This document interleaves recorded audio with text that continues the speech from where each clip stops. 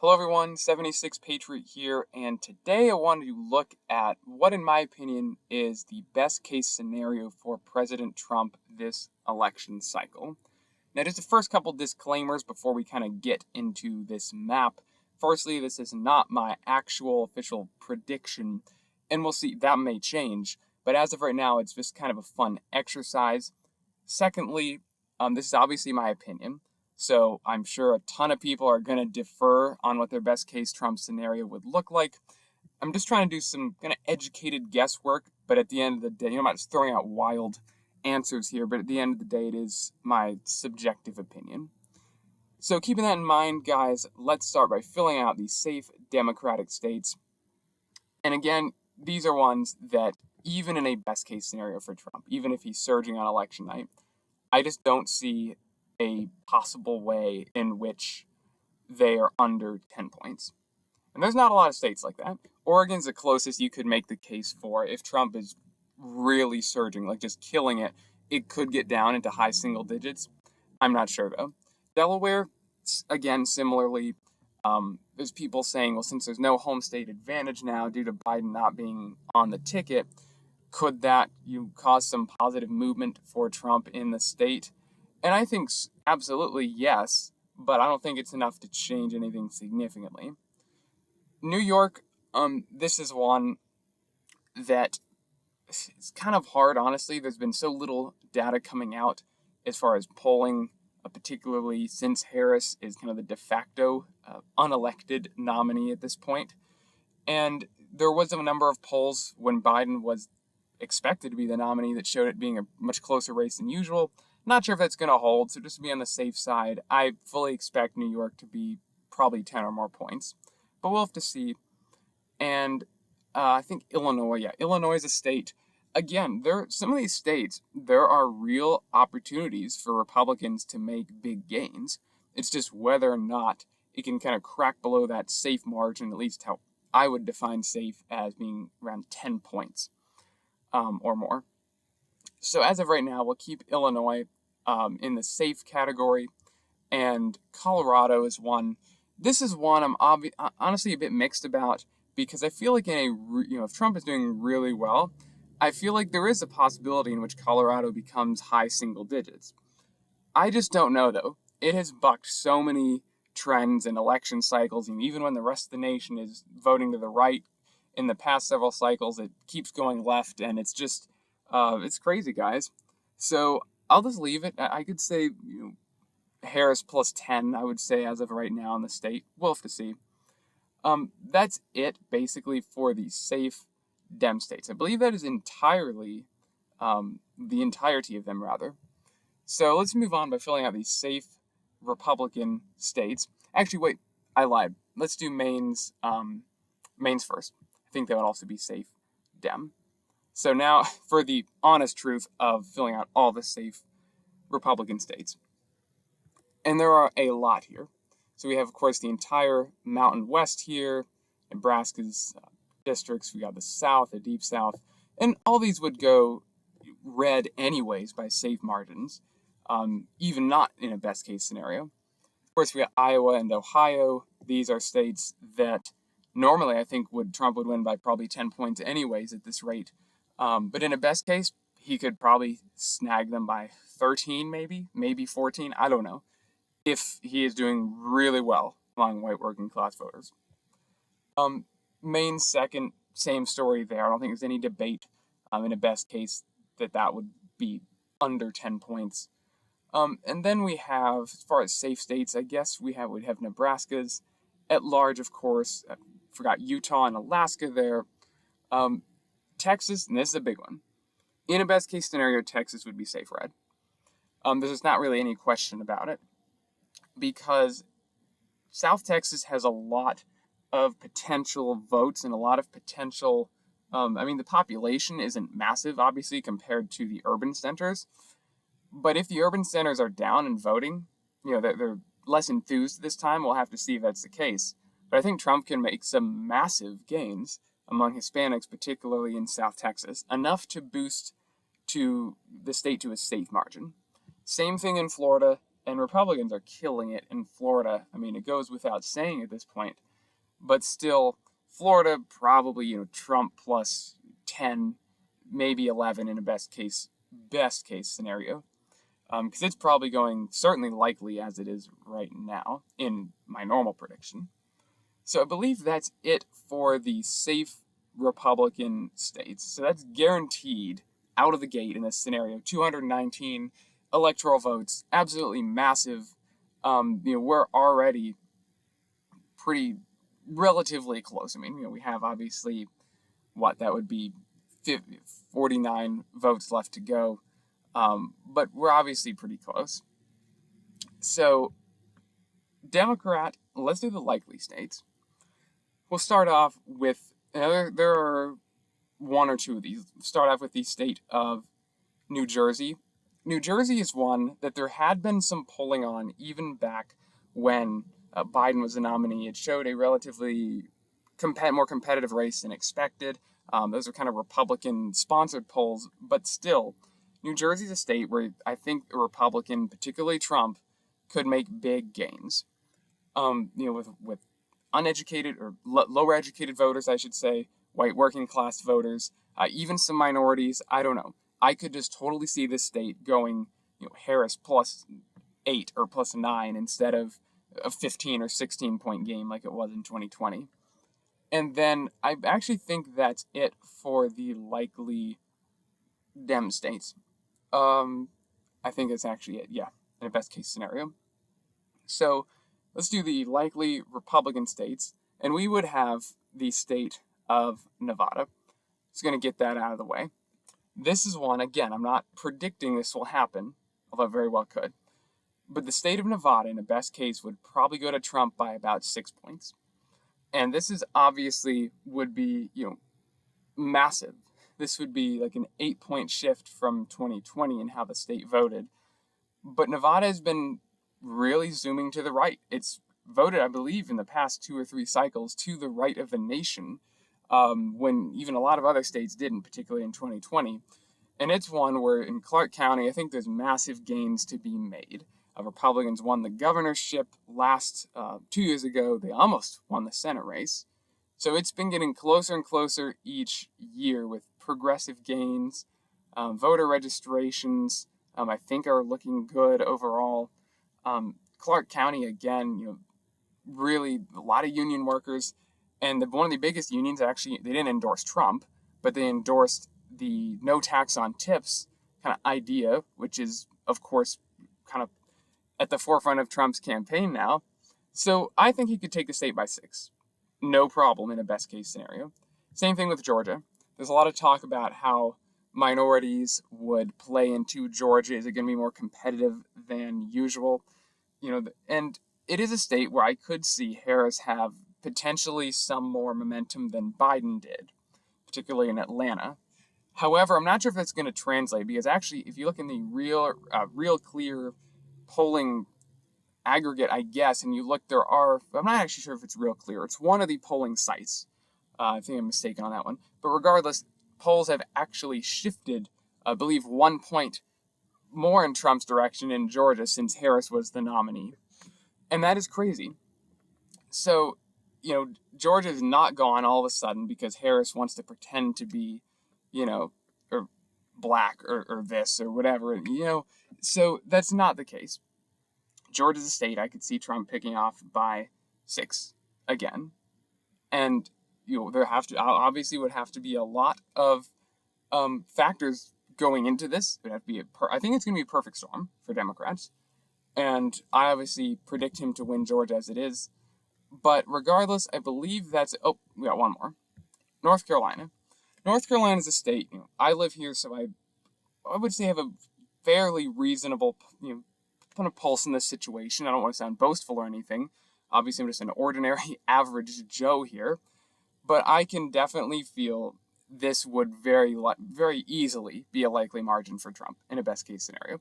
Probably Trump plus 7, maybe 6 if Harris somehow energizes some voters. Probably Trump plus 7. There is just not a lot of hope for Democrats in the state going forward. We're getting more and more red in voter registration. polls are they were looking good, and they still are looking pretty decent for Republicans. So North Carolina is a state where it is very hard for a Democrat to win. The math is almost impossible. You'd have to max out two of our largest urban counties, and that's just not happening.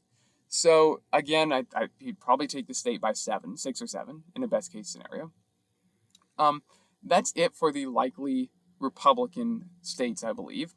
So as far as lean Democrat states, I don't actually think there are any. So that's pretty crazy.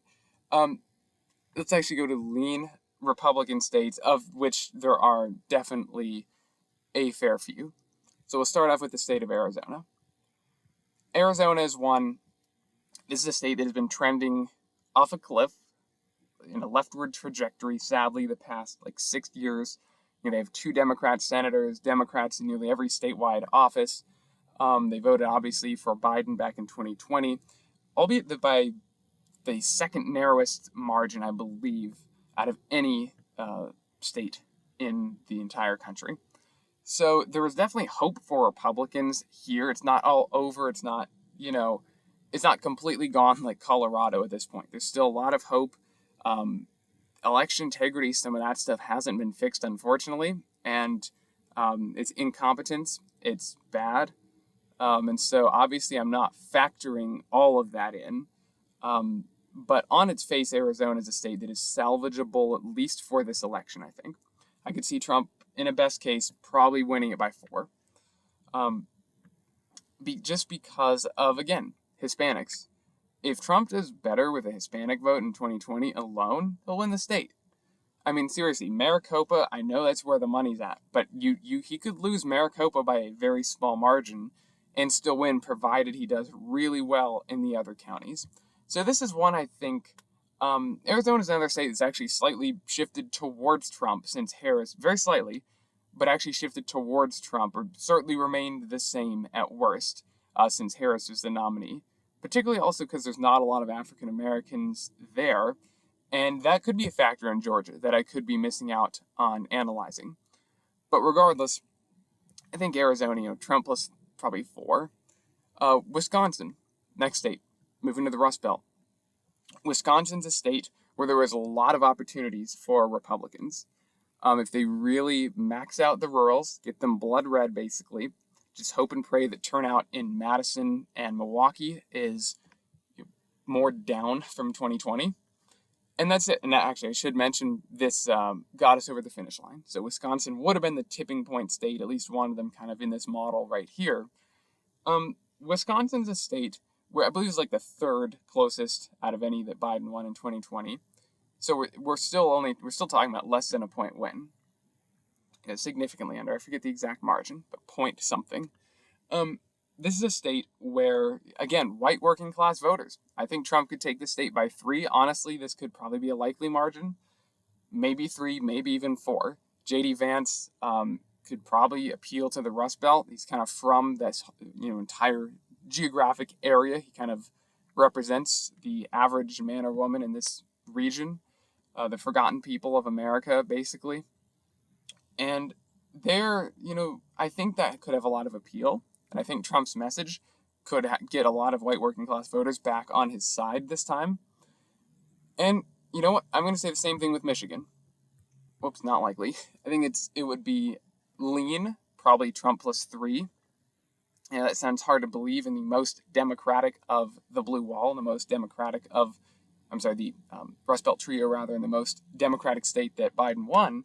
But regardless, again, big gains to be made here. We'll have to see if Shapiro is Kamala's pick, because if he is, I think he would really cause a lot of the Arab voters and Palestinian, pro-Palestinian far-left radicals in the cities to not come out. We'll have to see. Again, that's supposition at this point, but we'll have to see. So moving on to the state of Pennsylvania, this is one that in a best case scenario, I believe Trump would certainly take it by a lean margin, probably 3 to 4 points. This is a state, again, in this case, he would be doing very well with white working class voters. And I keep saying that because that's the demographic, I think, and that he would do well with, that he will do well with in November. But I think it's a demographic that if he was doing really well with, this is what the map would look like. Basically, you have to just hope and pray, Pittsburgh and Philly don't come out crazy, sky-high turnout. I think, again, you'd have to get every single vote you possibly can, squeezing out of the rurals, perform respectably in suburban and exurban Pennsylvania. And that's it. Trump takes the state by 3-4. And that is basically it for that. So, we're already at his 2016 results as far as the states won overall. So now let's see how crazy this can get, because there's actually no lean Dems, obviously, on this map that I have. So we're just moving on to basically tilt Dems, what would be tilt Dem, but there actually aren't any, so spoiler alert. The state of New Mexico, I think, again, I'm not predicting this. This is a best case surge scenario, basically. New Mexico probably would go to Trump by literally, we're talking about like maybe a couple hundred, couple thousand votes. We're talking about the slimmest of margins. It's possible. I don't think, I don't think it's likely that Trump will win the state in the natural as the race is playing now. However, again, in the best case, Trump probably takes New Mexico because he's probably just blowing out of the water as far as his margins with Hispanic votes. He's probably massively beating his own records from 2020 and 2016. Certainly doing better with Hispanics across the board than Bush did, who got 40% of the vote. So I think he would take New Mexico. Again, very, very slim margin. But I don't think you could, it's not unreasonable to have a 9-point shift if people were talking about Virginia flipping. And in a best case scenario, I also say Trump takes Minnesota. Again, this is a state that has not voted Republican since Nixon. It's pretty crazy how long the state has been Democratic. But regardless, it was relatively close the past several cycles. Last time was about 7 points. 2016 was about just over 1 point, which was crazy, a victory for Clinton. But again, this is one where if there was a third-party candidate, if RFK is pulling a lot away from Harris, we'll have to see. Trump would win. If Twin Cities turnout was down, rurals came out in full force, because there was a lot of room to grow in Minnesota, in the rurals, I will say that. And then we'll move on to the state of New Hampshire, which first of all, before we move on to New Hampshire, I don't know why the heck I accidentally bumped Maine at large here, I guess, as Democrat, because it's definitely not. It's actually two Maines. Maine's at large is tilt Republican. This hasn't gone red since 88, I believe. And this is the state state overall, rather. Maine at large is one Trump, he narrowed it to about a 3-point loss in 2016. It was about 7, I think, in 2020, rather. Yeah, 2020. It's a state where he could do very well, I think. I don't know why. I just have that gut feeling in a best case scenario, he'd probably take Maine. New Hampshire, same thing. Again, we'll have to see what RFK does, but in a best case, he probably would be pulling away from Trump votes, or pulling away from Harris votes, and I think he would probably again flip the state by the slimmest of possible margins, because it was a squeaker in 2016. So we're basically down to our last two regions here, I should say, because the one is not a state, it's a district, and this is one that has been trending Nebraska second to the left off of a cliff. It's suburban and urban. Omaha is represented here, and you got lots of neocons and liberals and moderates, independents, people of all stripes practically, but it's a very liberal district.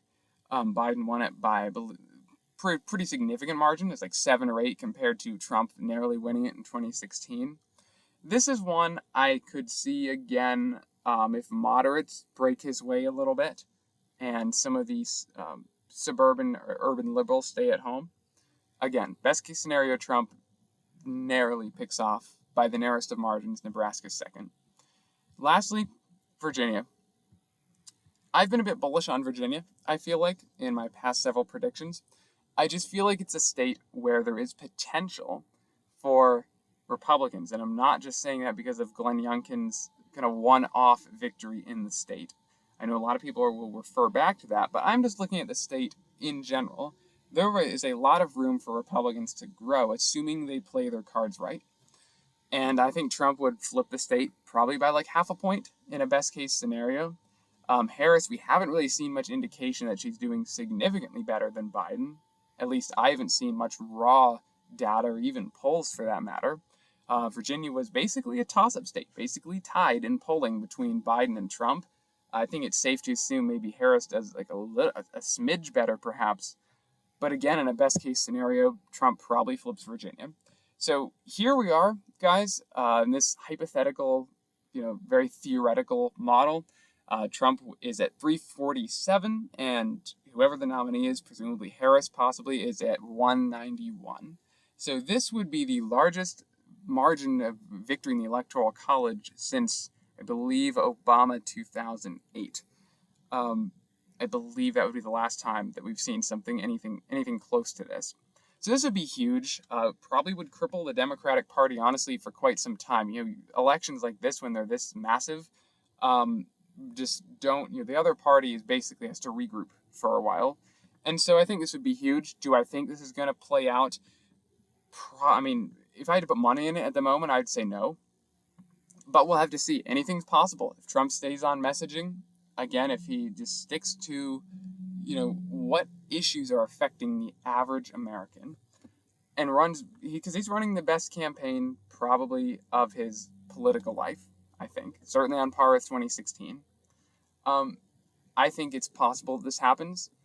Again, in a best case scenario, we could argue even more. We could argue Oregon is likely or Delaware, whatever margins. But I think this is how it would probably look.